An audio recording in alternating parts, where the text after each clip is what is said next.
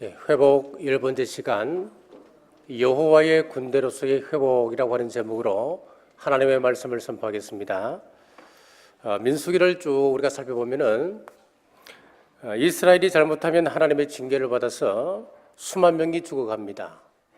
하나님은 이스라엘 백성들을 사랑하신다라고 말씀하시면서 왜 이스라엘 백성들을 이렇게 무섭게 징계하는 겁니까?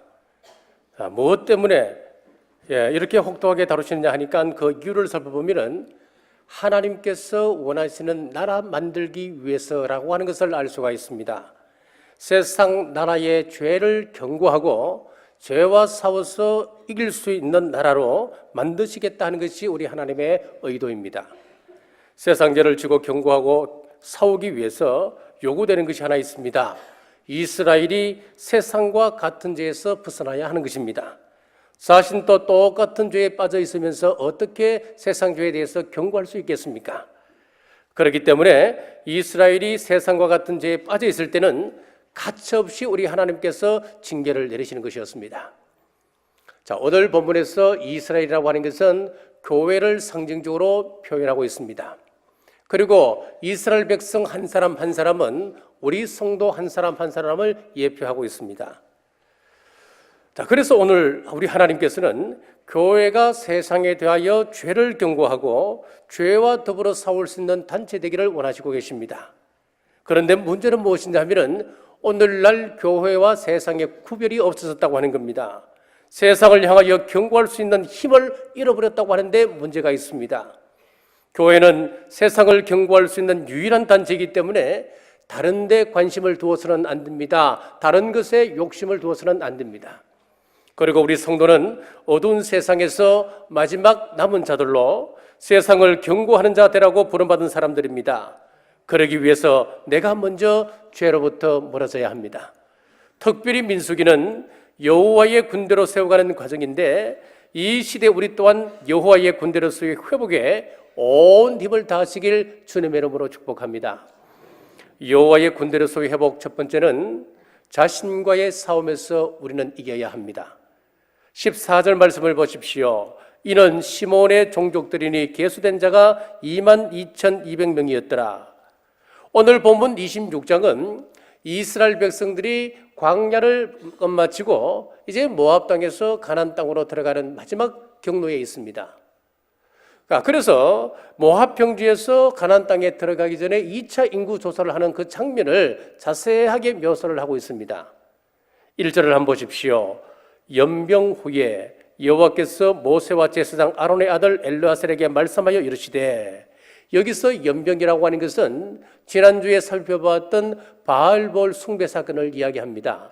그 사건으로 말미암아 하나님께서 연병으로 이스라엘 백성들을 치시니까 수많은 사람들이 죽었습니다. 거룩한 땅에 들어가기 전에 마지막으로 한 번도 자격 없는 자들을 다 쓸어버리고 정결하고 거룩하고 흠 없는 자들에게 약속된 땅을 주기 위하여서 하나님께서 이런 연병 사건을 주셨다, 그 이야기입니다. 25장 연병 사건 이후에 20세 이상 전쟁에 나갈 만한 남자들을 계수해 보니까 60만 1,730명이었습니다.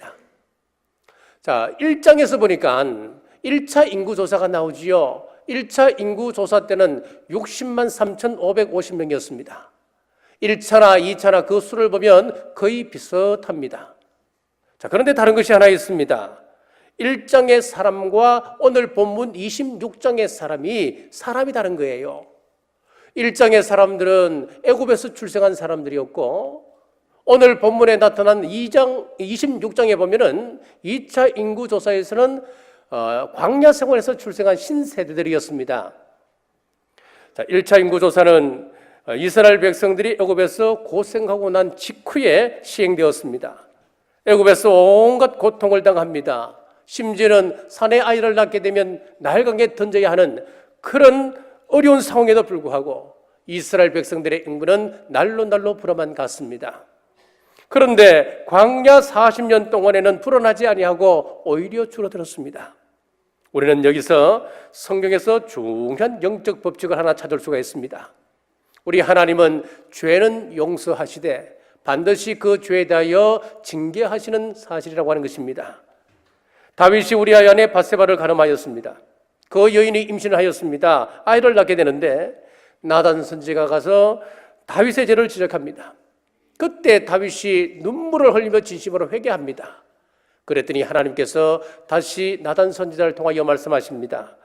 사무엘하 12장 13절에 여호와께서도 당신의 죄를 사하셨나니 당신이 죽지 아니하려니와 이 일로 인하여 여호와의 원수로 크게 회방할 거리를 얻게 하였으니 당신이 낳은 아이가 정령 죽으리이다 라고 하나님의 뜻을 전합니다. 하나님께서 분명히 다윗이 지었던 그 죄에 대해서 용서해 주시겠다라고 했습니다. 그런데 징계는 피할 수가 없었습니다. 열국 가운데 다윗을 회방거리로 만들어버리겠다 했습니다. 그리고 태어날 아이를 죽이겠다 했습니다. 다윗이 이 말을 듣고 금식 기도하였습니다만은 하나님은 결국 그 아이를 데리고 가십니다. 마찬가지로 민수기에서 이스라엘의 죄는 용서하지만 반드시 징계하시는 하나님을 여기서 보여주고 있습니다. 민수기 13장에서 10명의 정탐꾼들이 부정적인 보고를 합니다. 그때 여기에 함께 합세하여서 하나님을 원망하고 백성들 앞에서 대적했던 이 이스라엘 사람들, 하나님께서 뭐라고 말씀하십니까? 이스라엘 백성들이 뭐라고 이야기합니까? 차라리 우리가 이 광야에서 다 죽었으면 좋았을 것을. 그때 하나님께서 하시는 말씀이 내 귀에 들린 대로 그대로 시행하리라 그랬습니다. 신약적으로 표현하면은 너희 믿음대로 될지어다 그 말씀입니다. 그들의 입으로 선포한 대로 광야에서 그들은 다 죽었습니다. 그러므로 우리 입술을 잘 지켜야 됩니다. 우리 입술에서 뭐가 나옵니까? 걸핏하면 악한 것이 나옵니다. 원망이 나옵니다. 시기가 나옵니다. 질투가 나옵니다. 불평이 나오고 저주가 나옵니다. 그 입술의 불평대로 그대로 이루어지리라 라고 성경은 말씀하고 있습니다. 자, 민수기의 목적은 이것 바꾸는 작업이었습니다. 우리 입술에서 하나님의 약속, 하나님의 복음이 나와야 합니다. 그래서 우리 남북에서 지금 실시하고 있는 제자 훈련이나 양육자 그 훈련을 쭉 보면요, 1:1 양육을 보면은 중요시 여기는 것이 참 많습니다만은 가장 중요하게 생각하는 것이 말씀을 암송하는 거예요. 여러분, 하나님의 말씀 암송 많이 하십시오.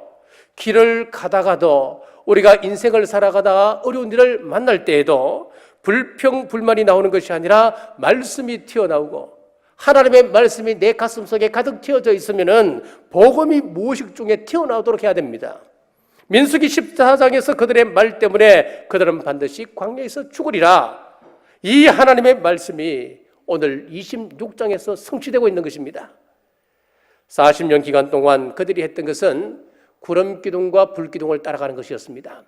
하지만 우리가 영적으로 자세하게 살펴보면 이것은 영적인 전투였다 하는 것을 알 수가 있습니다. 그들이 영적인 전투에서 실패하고 나니까 약속의 땅을 얻지 못하고 여기서 다 사라지는 겁니다. 우리가 영적으로 싸운다고 하는 것을 나가서 몇천 명씩 전도하고 귀신을 내어 쫓아주고 병 들린 사람들을 치유해 주는 것, 이런 것으로 생각하지 마십시오. 광야에서의 싸움은 자기의 내적 갈등과의 싸움이었습니다. 남편과의 관계, 아내와의 관계, 내 자녀와의 관계, 시부모와의 관계, 그리고 시댁 식구들을 모시고 사는 그 생활, 여기서 나오는 불편함 때문에 내가 어쩌다가 이 남자 만나가지고 옆집에 저 남자는 좋은 차 타고 그 부인 호강시키며 살아가는데 나는 이게 뭐냐고, 내가 어떻게 하다가 네 같은 자식을 낳아서 이 팔전지 모르겠다고. 애굽에서 구원을 받았다고 하지만은 기업을 잃어버린 사람들의 특징이 무엇이냐면은 바로 이거예요. 느낀 대로, 생각나는 대로, 부딪히는 대로 그냥 내 입술로 다 뱉어버리는 거예요.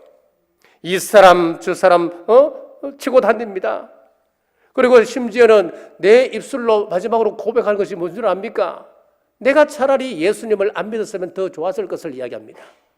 예수님을 믿고 보니까 내 양심의 가책이 왜 그리 많은지요. 말씀을 받고 보니까 말씀의 거울에 내 자신을 비춰보니까 그 속에서 불의함이 나타나기 시작하는 겁니다. 내 마음이 불편해지는 겁니다. 그래서 하는 이야기가 차라리 믿지 않을 때가 훨씬 좋았다라고 그냥 막 뱉어버리는 거예요. 속에서 저주가 올라오면 입으로 다 저주를 뱉어버립니다. 그런데 누가 듣는다는 겁니까? 하나님께서 들으셔요. 이스라엘 백성들이 모세와 아론에게 불평했을 때에 하나님께서 그 소리를 들으시고 뭐라고 말씀하느냐니까 나에 대하여 나를 대적한다 그랬습니다. 나에게 불평한다 그랬습니다.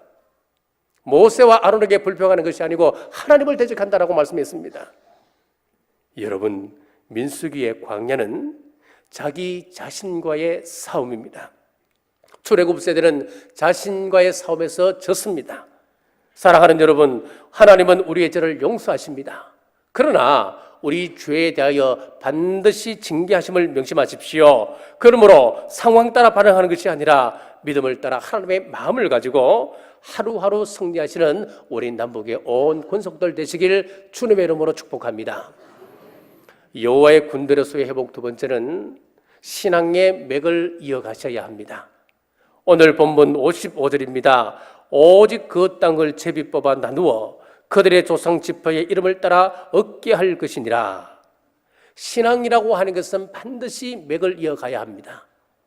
신명기 22장에 보면 사생자와 신이 상한 자는 여호와의 총회에 들어올 수 없다라고 했습니다. 여기서 사생자가 누굽니까? 자기를 낳아준 아버지를 모르는 사람이 사생자 아닙니까? 신이 상한 자가 누굽니까? 자식을 낳지 못하는 사람을 신이 상한 자 그렇게 이야기합니다.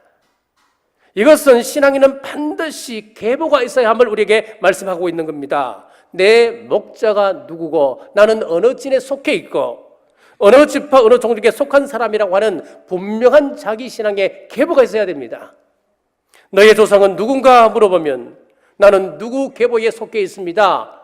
경주 남부교회 소속이고 경주 남부교회에서 김상정 목사의 영적인 지도를 받습니다. 분명한 자기 위치가 나와야 됩니다.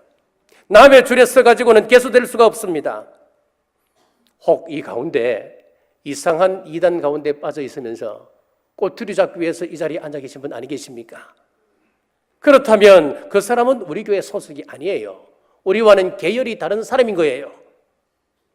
이것이 조상의 이름을 따라라고 하는 의미입니다. 사랑하는 남보가족 여러분, 우리가 하나님의 군사가 되고 구원의 백성이 되려면 영원한 주인 되시는 예수님께 철저히 소속되어야 함을 믿으시길 간절히 바랍니다.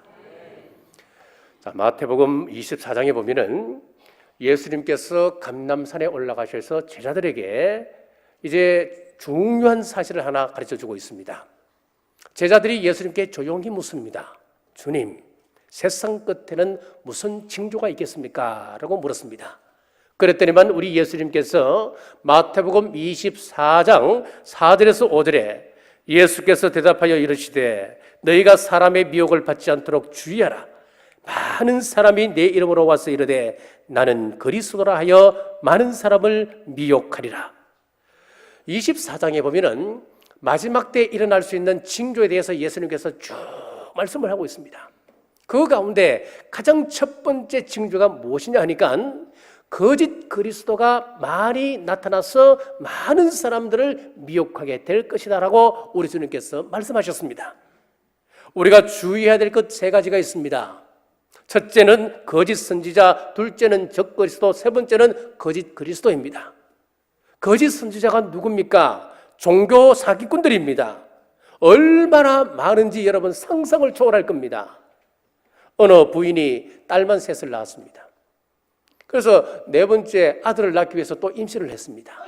그런데 초음파 검사를 해보니까 그 아기가 또 딸이라고 하는 거예요. 얼마나 낙심이 컸겠습니까? 그래서 용하다고 하는 기원에 찾아갔습니다. 마침 3명의 사람이 있었습니다. 그 사람들이 하는 이야기가 우리에게 안수기도 받으면은 속에 있는 그 딸이 아들로 바뀐다. 안수기도 받아라요. 그래서 3천만 원을 주고 기도를 받았대요. 그런데 자식을 낳고 보니까 또 딸이었습니다. 얼마나 낙심이 컸겠습니까? 이 사실을 그 남편이 알고 법원에 소송하여서 3천만 원을 도로 찾았다고 하는 이야기입니다. 여러분, 이것이 거짓 선지자입니다. 주위에도 굉장히 많을 겁니다. 여러분 속지 마십시오. 자, 그리고 두 번째는 적그리스도인데 정치적인 사탄을 이야기합니다. 앞으로 이루어질 통일정부의 수장입니다. 자기가 신중의 신이라고 이야기할 것입니다. 하나님보다 자기를 더 잘 섬겨라 강요하는 그날이 오게 될 것입니다. 그리고 거짓 그리스도는 가짜 재림 예수를 이야기합니다. 우리가 참 그리스도, 가짜 그리스도 이것 잘 구별할 줄 알아야 신앙생활에 속지 않습니다. 1860년대부터 사이비 종교 시대라고 하는 말이 붙기 시작했습니다. 그래서 많은 이단들이 나오기 시작하는데 지금까지 전 세계적으로 1,500명 이상의 자칭 메시아들이 있어 왔다는 겁니다. 이것이 독일의 한 잡지인 아이디어에서 그것을 밝혔습니다. 우리나라에도 자칭 메시아라고 하는 사람이 34명입니다. 아마 더 있을 수도 있습니다. 이들이 재미난 이야기를 합니다. 요한계시록 14장을 펼쳐보면 구원받을 수 14만 4천 명에 대해서 기록하고 있는데 이 수를 다 떼어서 하나하나 대보면 9가 됩니다. 그래서 앞으로 도래할 메시아는 구시성을 가진 사람이 될 것이다. 그러면서 자기가 교주가 되어 있는 거예요. 노아의 후손들이다. 우리는 모두 다. 왜? 홍수에서 살아남은 자가 노아밖에 없었기 때문에 우리는 전부 다 노아의 후손이다. 그래서 앞으로 오실 메시아도 노시성을 가진 사람이다. 그렇게 이야기하는 사람도 있습니다. 이런 거짓 선지자, 거짓 그리스도가 활개칠 때에 참과 거짓을 잘 구별하는 법을 알아야 되는데 우리는 다른 것 없습니다. 성경으로만 보면 되는 거예요. 성경에 뭐라고 말씀하시는가? 성경에 예수님께서 어떤 모습으로 오시는가? 어떤 징조가 있게 될 것인가? 이것 우리가 보고 그대로 믿으면 되는 거예요. 자, 어떤 모습이 있어야 예수님이겠습니까? 재림 예수님이겠습니까? 첫째는 구름 타고 하늘에서 오셔야 그분이 다시 오실 메시아입니다. 사도행전 1장에 보면 예수님께서 하늘로 승천하셨습니다. 그 자리에 많은 사람들이 그 모습을 목격을 하고 전부 다 하늘을 쳐다보고 있습니다.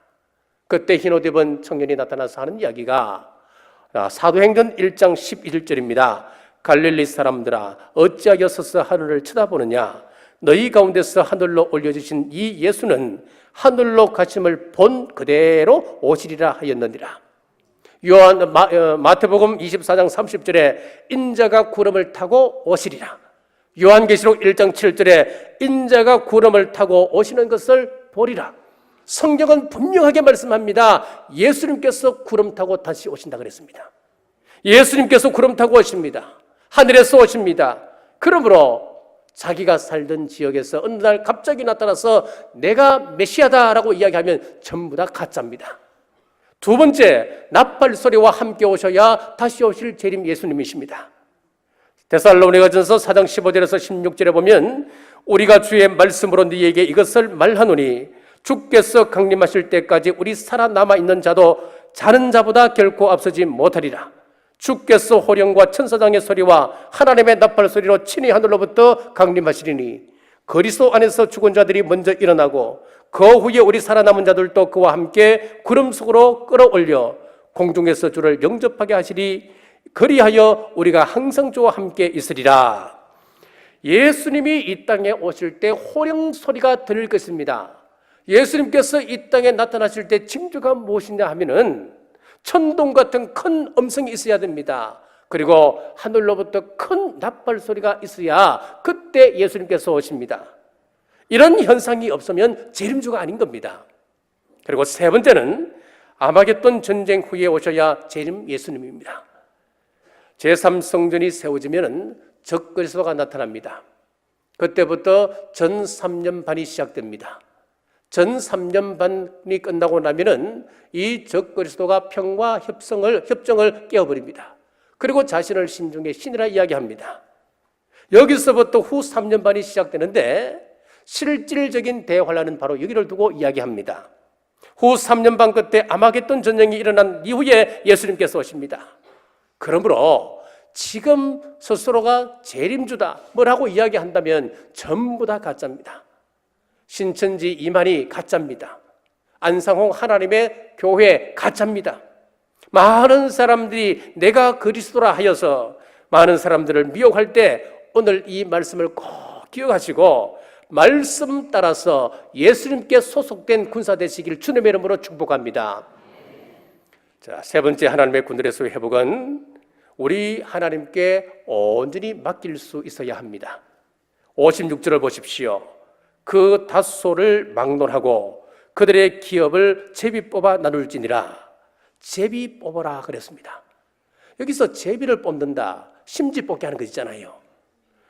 자, 제비를 뽑는다 하면 여기는 내 의지가 관여될 수가 없습니다. 여기는 인간의 편법이 들어갈 수가 없습니다.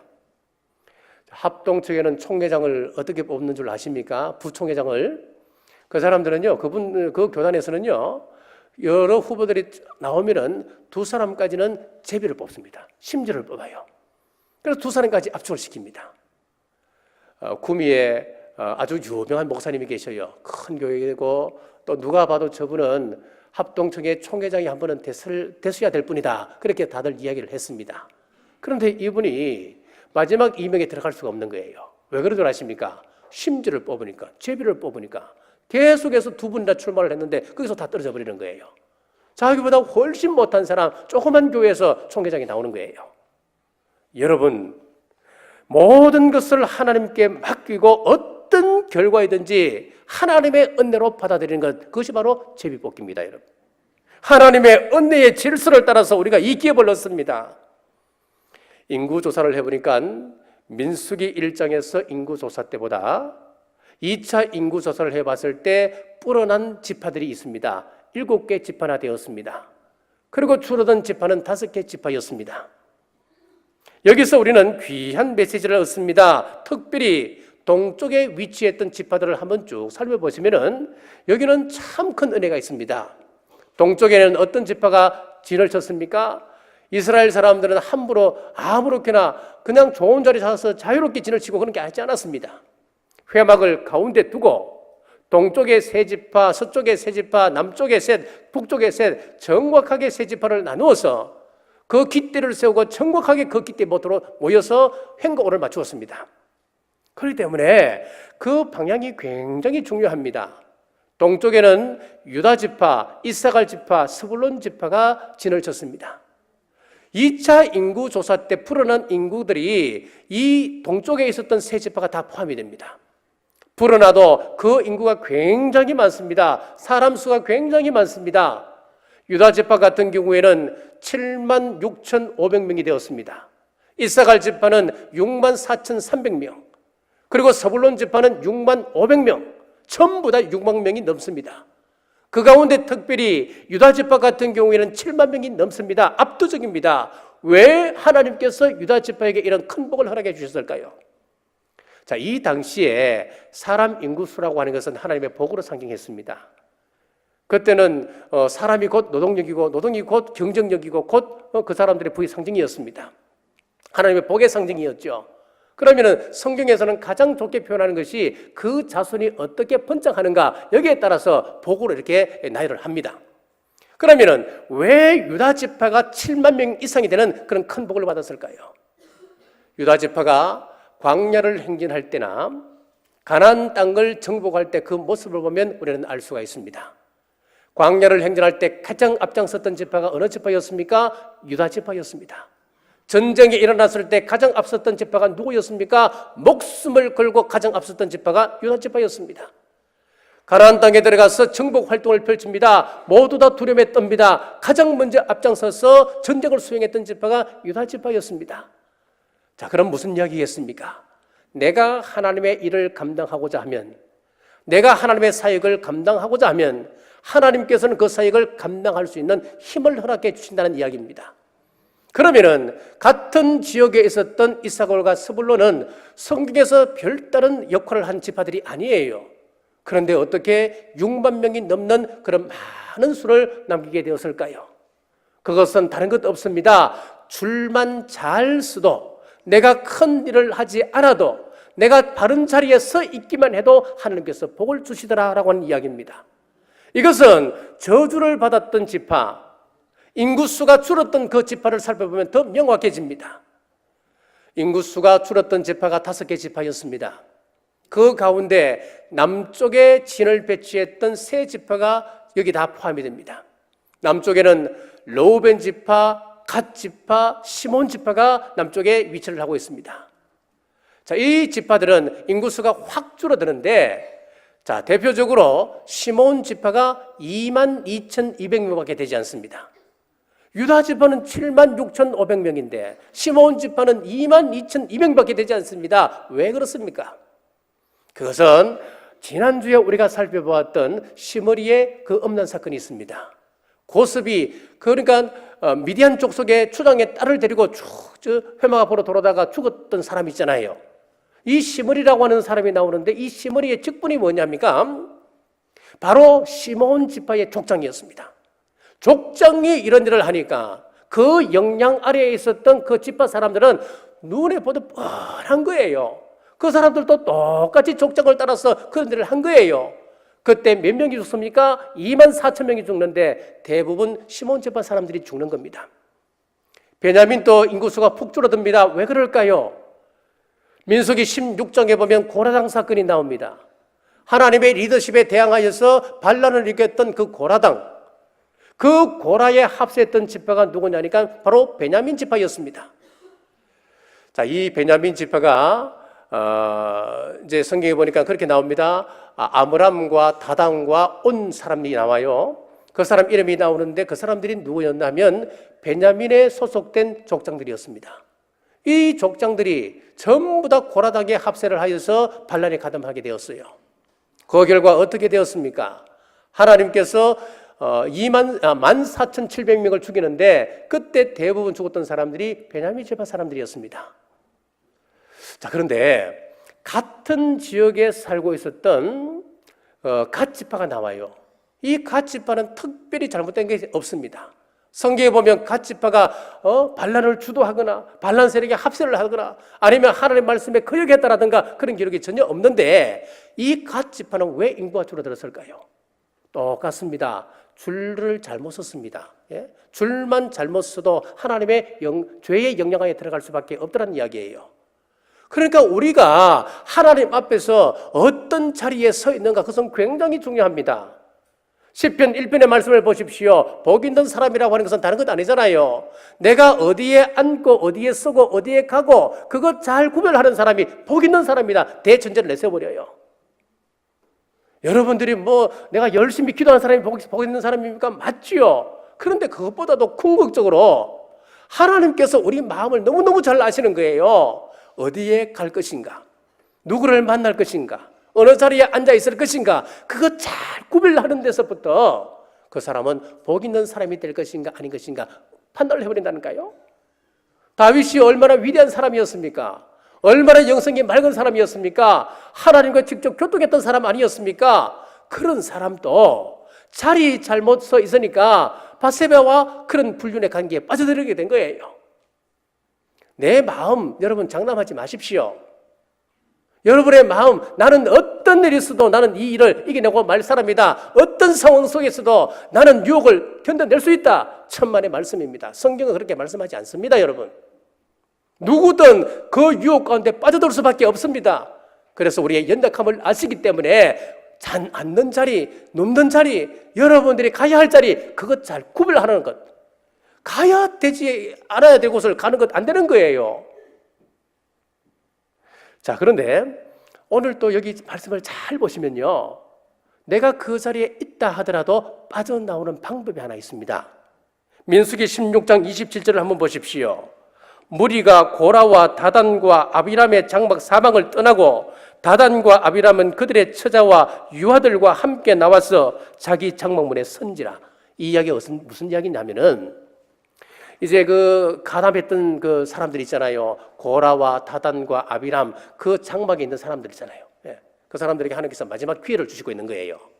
내가 곧 징계한다. 큰 심판이 있다. 그러니까 그 심판을 피하려면은 빨리 고라의 장막에서 떠나고 다단의 장막에서 떠나고 아비람의 장막에서 빨리 떠나라. 그러면 살 것이다. 하나님께서 마지막 기회를 주시는 거예요. 그때 사람들이 떠났던 사람들은 살아남았고 끝까지 대항하고 있는 모습이 바로 이 모습이에요. 고라와 다단과 아비람 온 집안 사람들은 어떻게 해요? 그 자리에 그대로 있었다는 거예요. 죄송합니다. 고라는 아니고 다단과 아비람의 사람들이 그 자리에 끝까지 지내붙이고 있는 거예요. 그러다가 하나님의 불이 나와서 몇 명이 죽는다니까 그 자리에서 250명이 죽습니다. 장막에서 끝까지 대적하다 그들이 죽는데, 참 특이한 것은 그 반란의 주동자였던 고라의 자손이 나오지를 않는 거예요. 이 사건 이후에 오늘 민수기 26장 10절에서 11절입니다. 땅이 그 입을 벌려 그 무리와 고라를 삼키매 그들이 죽었고 당시에 불이 250명을 삼켜 징표가 되게 하였으나 고라의 아들들은 죽지 아니하였더라. 주동자가 그 아버지 고라였는데, 그와 함께 같은 지역에 살고 있던 르우벤 지파 사람들이 심판을 받고 있는데, 주동자의 아들이었던 고라의 자손은 죽지 아니하였더라, 그렇게 나와 있어요. 여러분, 왜 이렇겠습니까? 이 자손들이 살아서 10편에 10편을 남기게 되는 겁니다. 주동자가 아버지인데 어떻게 아들이 죽지 않습니까? 그것은 아들들이 자기 마음을 지켰습니다. 아버지 고라가 말씀에 위배된 행동을 하는 것을 깨달았습니다. 하나님께서 떠나라 했을 때에 자기 아버지일지라도 말씀에 위배될 때는 그 자녀들이 설거머니 아버지 장막에서 떠나갔습니다. 존 비비어가 쓴 순종이라고 하는 책에 보면 이렇게 되어 있습니다. 국가의 지도자, 그리고 직장의 상사들, 가정의 부모에게 순종하라. 그 권위를 인정하고 그 명령을 따를 것을 촉구하고 있습니다. 그 권위를 거부할 수 있는 한 가지 예외가 있는데, 죄에 대한 요구입니다. 죄 짓게 하면은 아버지일지라도 그 자리에서 떠날 때 고라 자손들이 남아서 후에 성전에서 큰 일을 감당하게 되는 겁니다. 하나님께서는 사람을 통하여 하나님의 뜻을 이루어 가십니다. 그들이 우리 교회에도 장로님들을 세웠습니다. 각 기관의 대표들을 세웠습니다. 그렇다면 그들이 죄짓게 하지 않는 이상 그 권위를 인정하십시오. 내 생각과 뜻에 맞지 않더라도 그것에 대항하지 말라고 하는 말입니다. 사람이 손을 봐서 해결할 수 있는 것은요, 내가 세웠을 때는 그렇게 할 수 있어요. 그러나 교회는 하나님께서 세우신 리더 여건이기 때문에 사람의 손으로 해결하지 말라고 하는 것이 성경에 흘러나와 있는 쭉 사상들이에요. 만약 하나님께서 보시기에 그 사람이 합당한 리더가 아니라면 누가 해결하겠다는 거예요? 하나님께서 직접 해결하시겠다는 거예요. 하나님께서 직접 하시면요, 무섭습니다. 여러분, 무섭게 해결하십니다. 이것을 가장 잘 이해한 사람이 바로 다윗이었습니다. 사울 왕을 죽일 수 있는 기회가 여러 번 있었습니다만은 자기 힘으로 그것을 해결하지 않습니다. 하나님께서 기름 부으신 왕이기 때문에 하나님께 그냥 맡겨드리는 것입니다. 그러니까 하나님께서 사울을 해결하시는 겁니다. 그런데 문제가 있으면 내가 해결하겠다고 하는 사람이 많습니다.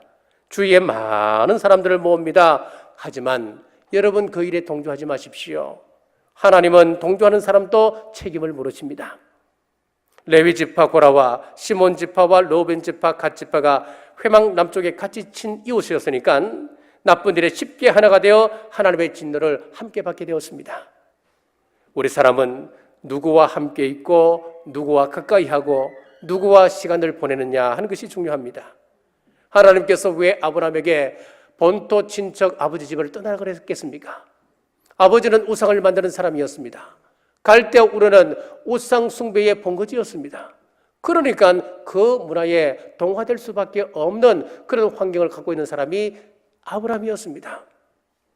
아브라함 조카 롯에게 왜 소돔과 고모라를 떠나라 말씀하셨을까요? 그곳은 동생애가 있는 곳입니다. 성적으로 타락한 곳이었습니다. 그래서 그 속에 있으면 결국 그 문화에 동화될 수밖에 없기 때문에 하나님께서 떠나라 말씀하시는 겁니다. 이것을 흔히 우리는 바라봄의 법칙이다라고 이야기를 합니다. 히브리서 12장 2절 말씀을 보십시오.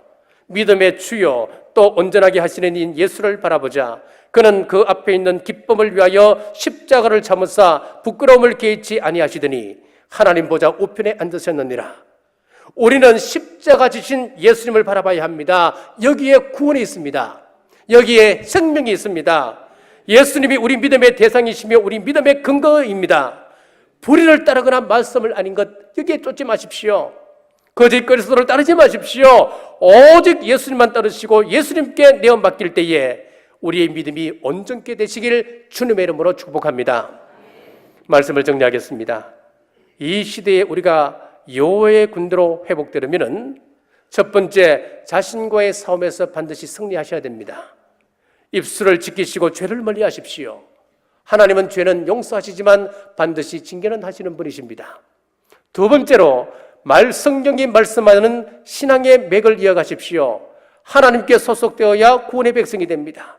그리고 마지막으로 예수님께 온전히 맡기십시오. 하나님의 은혜가 아니면 아무것도 안 됩니다. 말씀이 인도하시는 대로 순종할 때에 영원한 천국 백성 되시는 우리 남북의 온 성도님들 되시길 주님의 이름으로 축복합니다. 기도하겠습니다. 아버지 하나님, 오늘 또 말씀 듣고 깨닫게 하시면 감사합니다. 수많은 사람들이 가나안 땅을 약속으로 받았지만 신령한 땅, 하나님의 약속의 땅, 영원한 땅 가나안에 들어가지 못하고 광야에서 사라져갔던 모습들을 우리가 봅니다. 예수님을 약속으로 받은 우리가 하늘에 속한 모든 신령한 복받기까지 우리를 거룩하고 흠이 없는 자녀로 만들기 위하여 고난과 역경에 고난 시련 주심을 깨닫게 하시고 하나님의 충만한 것으로 충만하게 되는 자녀들이 될 수 있도록 인도하여 주옵소서. 예수님 이름으로 간절히 기도드리옵나이다.